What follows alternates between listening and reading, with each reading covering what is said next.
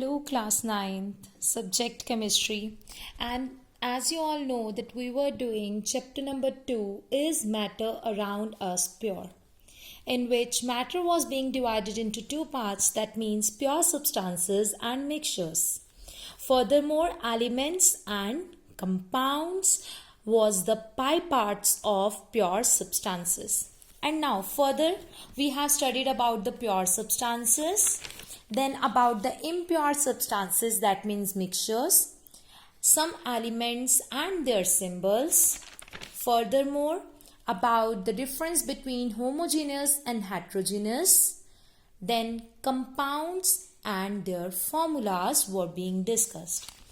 Now, in this part, we are going to study about the single term, that is elements. What are elements? As you can see, elements are the things which cannot be split into two or more simple substances. Elements cannot split up into two or more simpler substances. Okay. So next one, how they would be splitted up? By using chemical methods like applying heat, light and electricity. Is it clear? Next, why can't they be split up is the major question here. वो split up क्यों नहीं होते, ये elements split क्यों नहीं होते? अगर सबसे पहले तो मैं elements की बात करूँ तो मैंने आपको क्या समझाया था? Elements में मैंने नाम लिए थे hydrogen, oxygen, nitrogen, fluorine, right, जिसको मैंने बोला था बेटा अल्फाबेटिकली कर्सिव में मत लिखना, याद आ रहा है? हाँ जी. अब वो आगे टूटते क्यों नहीं हैं? Because they are made up of only one kind of atoms. वो एक ही काइंड ऑफ एटम के बने हैं, इसलिए वो फर्दर मोर टूटते भी नहीं हैं. For example, let us look at an example. Let it be, I am having a pen and the nib of this pen is made up of iron और a steel. Okay, let it be this is made up of iron. Now this nib, as it is made up of iron, might be having iron particles, so it would be like this: Fe, Fe, Fe, Fe. That means iron particles. Iron particles means atoms and molecules, right? तो particles ऐसे arrange होंगे. इस iron nib के particles इस तरीके से यहाँ पर arranged होंगे. Is it clear? Now, as we are talking about elements, that we should know how many elements are there. Total of 118 elements are present. Fine. Out of these, few are naturally occurring and few are artificially prepared. Naturally occurring substances or elements are total 94 in number and artificially prepared elements are 24 in number. You are going to learn these numbers, okay? Next, let us have a look again. Elements are 118. These are further divided on the basis of their physical properties, that means solid, liquid and gases. And as you can see, there are 105 solids, there are 2 liquids and 11 gases. Is it clear? Repeat it. 105 solids, 2 liquids and 11 gases. Out of these, liquids are, with the example, bromine and mercury. Only these two are liquids, okay? Bromine and mercury. Next, gases are 11 in nature. What are those? Have a read. Hydrogen, oxygen, nitrogen, helium. He stands for helium. Cl2, chlorine. F2, fluorine. Ne, neon. Ar, argon. Kr, krypton. Xe, xenon, and Rn, radon. Clear? So out of the total 118 elements, how many are the solids? 105. How many are liquids? 2. And how many are gases? 11 are the gases. Furthermore, elements can be divided on the basis of their properties. So how can they be divided on the basis of their properties? They can be divided into 3 parts: metals, non-metals and metalloids. Have a look on this. What are these 3 parts? Metals, non-metals and metalloids. How many of these are metals? Have a look. 92 are metals, 20 are non-metals and 6 are metalloids. Again I am repeating, 92 are metals, 20 are non-metals and 6 are metalloids. Fine. So have a repeat of this part again.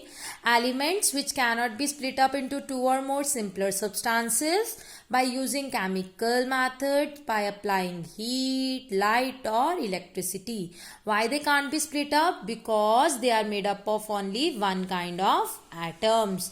For example, the pen nib, it contained only Fe, iron atoms. Okay. Elements are total 118 in number, out of which naturally occurring are 94 and artificially prepared are 24. Then again, elements which are 118 in number, out of which 105 are solids, 2 are liquids which are bromine and mercury, 11 are gases which are hydrogen, oxygen, nitrogen, helium, chlorine, fluorine, neon, argon, krypton, xenon or radon. Elements are further divided on the basis of their properties. Which are these properties? That means either they are metals, non-metals or metalloids. Metals are 92 in number, non-metals are 20 in number and metalloids are 6 in number. So now we are going to have a look on the important terms. Fine. We are going to learn some of the important terms which are related. So first term which you have seen already is malleable. What is the term? Malleable. So what do you mean by the term malleable? Malleable means can be hammered into thin sheet. अगर इन पर हथौड़ी चलाई जाए, hammer चलाया जाए तो ये इनकी पतली पतली शीट्स बन जाए अगर किसी चीज की, तो वो चीज malleable होती है. Clear? Next, the word is ductile. The word is ductile. Ductile means can be stretched into wires. इनको अगर हम stretch करें अच्छे तरीके से तो ये क्या बन सकती है? इनकी wires बन सकती है. जिस भी चीज को stretch करने पर wire बन जाए उसे हम ductile बोलते हैं. Next is lustrous. What is the next one? Lustrous. Lustrous means shiny. Is it clear? Next, tensile strength. What is the word? Tensile strength. It means ability to resist tearing. Resist मतलब होना है रोकना. Tearing मतलब टूटने से, खत्म होने से, प्रेस हो जाने से, टीयर ऑफ हो जाने से अगर अपने आप को कोई चीज रोक सकती है, दैट मीन्स उसमें इतनी टेंसाइल स्ट्रेंथ है. Next is conductor. That means to allow to pass. कोई चीज अगर किसी में से किसी को अलाउ करती है पास होना, दैट मीन्स जैसे आप बोल देते हो गुड कंडक्टर ऑफ इलेक्ट्रिसिटी, मतलब इलेक्ट्रिसिटी पास हो सकती है. Good conductor of heat, that means heat pass हो सकती है. तो किसी चीज को पास कंडक्ट करवाया जाए अगर, तो वो कंडक्टर होता है. Next is density. What is the next word?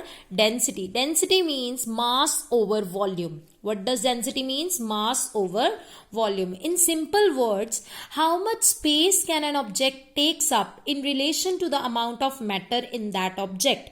कितनी स्पेस वो चीज ले सकती है डिपेंड करे और इस रिलेशन में कि उसमें एक्चुअली अंदर क्या था. ठीक है, ज्यादा डिटेल में जाने की जरूरत नहीं है, बस इतना याद रखना है आपको.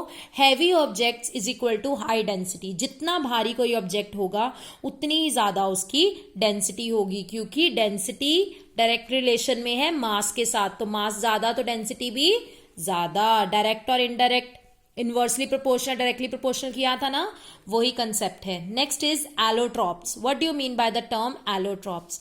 Elements existing in two or more forms. अगर एक ही एलिमेंट, फॉर एग्जांपल कार्बन ही अपनी और ज्यादा फॉर्म में रहे, जैसे डायमंड फॉर्म है एक उसकी, ग्रेफाइट है उसकी एक फॉर्म, अगर इस तरीके से वो रह रहा है तो वो क्या है? वो एक एलोट्रॉप्स माने जाएंगे. डायमंड और ग्रेफाइट क्या माने जाएंगे? एलोट्रॉप्स माने जाएंगे. किसके? कार्बन नाम के एलिमेंट के. Is it clear? Now, moving on further, we are going to study about the properties of metals. What we are going to study? We are going to study about properties of metals. So, let us have a look on the first property. The first property of metal is malleable. मतलब malleable का मतलब क्या था? Malleable का मतलब था can be hammered into thin sheets. उनकी thin sheets बन सकती हैं, इसलिए उन्हें क्या बोलते हैं? Malleable. Next is ductile. Ductile means उनकी क्या बन सकती है, वायर्स बन सकती हैं। डक्टाइल का मतलब क्या था, can be stretched into wires, तो वायर्स बन सकती हैं मेटल्स की। Okay, next good conductor of. अब मैंने कंडक्टर्स में आपको क्या बताया था, कंडक्टर्स में बताया था लो टू पास, और दो चीजें थी ना, electricity and heat. So have a look, good conductors of heat and electricity. तो सबसे पहले हम हीट के बारे में देखते हैं। बेस्ट है इसमें सिल्वर, पुअर है इसमें मर्करी, और पुअरेस्ट है इसमें लेड। याद रखना, कंडक्टर्स ऑफ हीट में मेटल्स की अगर मैं एग्जांपल्स की बात करूं तो इसमें बेस्ट है सिल्वर, पुअर है मर्करी एंड पुअरेस्ट है लेड। और इधर अगर मैं इलेक्ट्रिसिटी की बात करूं तो उसमें बेस्ट है सिल्वर और लो है iron and mercury. Okay, and silver के बाद बेस्ट में उसके बाद हम मान सकते हैं कॉपर को, एल्युमिनियम को। ओके, सिल्वर अगर बेस्ट कंडक्टर है इलेक्ट्रिसिटी का तो फिर सिल्वर की वायर्स क्यों नहीं बनती, दिमाग लगाइए जरा। सिल्वर अगर बेस्ट कंडक्टर है इलेक्ट्रिसिटी का तो सिल्वर की वायर क्यों नहीं बनती बेटा, it is expensive in nature, थोड़ा सा महंगा है। ओके, तो हम कॉपर और एल्युमिनियम की वायर्स बनाना ज्यादा प्रेफर करेंगे। Clear. Next, fourth point is lustrous. Properties of metals कर रहे हैं ना, तो fourth point is lustrous. Lustrous का मतलब होता है शाइनी। क्या होता है, shiny. Next, fifth point is generally hard. ये हार्ड होते हैं। ओके, इतने हार्ड होते हैं कि इनको कट करने के लिए हमें बहुत कोई शार्प ऑब्जेक्ट चाहिए होगा, फाइन, या इजीली कट नहीं हो सकते। बट एक्सेप्शन में है सोडियम एंड पोटाशियम। सोडियम और पोटाशियम इतने सॉफ्ट होते हैं बेटा कि इनको आप नाइफ के साथ कट कर सकते हो, can be cut with knife, which are these sodium and potassium. Next is high tensile strength. What is the word? High tensile strength. So what was the meaning of tensile strength? Ability to resist tearing. अब metals की ability बहुत ज्यादा strong है tearing की, but ये जो soft वाले थे सोडियम और पोटाशियम, ये तो soft हैं, तो इनकी tensile strength क्या होगी, high की low? Very good, इनकी low होगी. So have a look, except sodium and potassium. Sodium और पोटाशियम की टेंसाइल स्ट्रेंथ इतनी स्ट्रांग नहीं होती। Now moving on to the next one, those are solid at room temperature.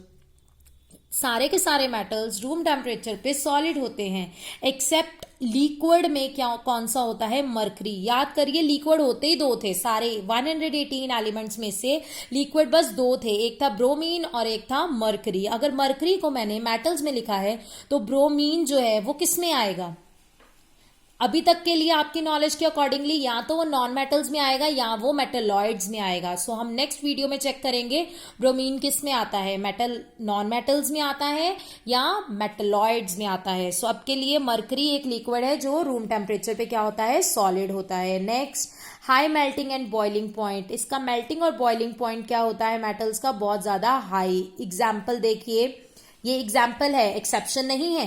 Example देखिए, iron का 1535 degree Celsius है, copper का 1083 degree Celsius है, एक्सेप्ट सोडियम और पोटाशियम। सोडियम और पोटाशियम का लेस देन 100 डिग्री सेल्सियस होता है। सोडियम और पोटाशियम का कितना होता है, लेस देन 100 डिग्री सेल्सियस। और एक और होता है गैलियम, ये तो हमारे हाथ पे रखा रखा मेल्ट हो जाता है, मतलब हमारे हाथ की हीट से ही क्या हो जाता है, मेल्ट हो जाता है। सो एक्सेप्शन में कौन से आएंगे, सोडियम, पोटाशियम एंड गैलियम। अब नाइन्थ में है हाई डेंसिटी। हाई डेंसिटी है इसकी, मेटल्स की डेंसिटी क्या होती है, हाई। एग्जाम्पल, आयरन की है 7.8 ग्राम पर सेंटीमीटर क्यूब। अब ग्राम पर सेंटीमीटर क्यूब कैसे, याद करिए डेंसिटी का फॉर्मूला क्या था, मास ओवर वॉल्यूम। तो ये है मास ओवर वॉल्यूम, क्यूब्स में है volume. So this is density 7.8 ग्राम पर सेंटीमीटर क्यूब की इसकी एग्जाम्पल है आयरन की कि इसकी डेंसिटी होती है। बट एक्सेप्शनल केस में आते हैं सोडियम एंड पोटाशियम जिनकी डेंसिटी लो होती है। ओके, इनकी डेंसिटी हाई नहीं होती, इनकी डेंसिटी क्या होती है, लो होती है। Next is sonorous, that means produce sound. Metals के साथ साउंड प्रोड्यूस की जा सकती है। जो जब इलेक्ट्रिक बेल स्कूल में नहीं चलती तो हम किसका यूज कर सकते हैं, हम एक मेटल की प्लेट का यूज कर सकते हैं जिसके ऊपर हम हैमर अगर स्ट्राइक करें या दूसरी मेटल स्ट्राइक करें तो आवाज आती है. That means metals are sonorous in nature. Next is they have silver और ग्रे कलर एक्सेप्ट कॉपर जो रेडिश होता है और गोल्ड जो येलो कलर का होता है. Clear.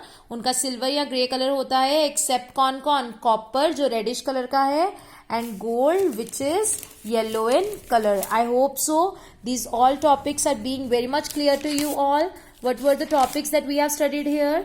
We have studied about the elements. Okay, next we have studied about important terms and the properties of metals today. Okay, thank you so much students.